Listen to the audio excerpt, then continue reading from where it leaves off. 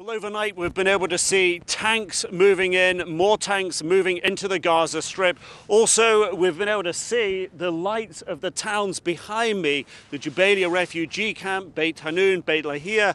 The lights that have been on all through the past week now gone off. The UN had said before that 75% of the Gaza Strip was without electricity. Now it appears that even more has lost power. What we have seen in that time as well overnight is an increase in military activity, more towards the sea and the Beit Lahia area. We've seen Hellfire missile strikes fired from helicopters. We've heard jet fighters fly overhead dropping missiles. We've heard and seen artillery being fired into that area and heavy machine gun fire as well. Also, we've seen a rocket fired out of Gaza into the nearby town of Sderot. A big flash coming up when it impacted. That rocket very likely fired by Hamas or one of its affiliates. What Israel says it's been doing over the past 24 hours is targeting Hamas leaders. They say in over 70 strikes, they have killed more than 20 Hamas militants. They have targeted 3 houses belonging to Hamas commanders. They say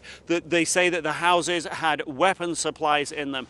The phase of the fighting right now is still in what Israel describes as a second phase, phase 2. But the question right now for the Israeli Defense Forces, do they push deeper into the cities and risk further military and civilian casualties, or do they stay on the outskirts of the towns and risk Hamas taking a military advantage by knowing where the troops are, by getting used to their routines, by picking up on their weaknesses in those locations? But in all of this, the UN, desperate to get more food aid in, they say they will be considering right now restarting their food supplies if they believe that they can trust an Israeli military ceasefire. More than 750,000 people in Gaza rely on the UN for their food supplies. The death toll there now stands at almost 800 Palestinians killed, more than 200 of them children. The humanitarian situation described there to us by the UN and by non-governmental organizations who are trying to help in the aid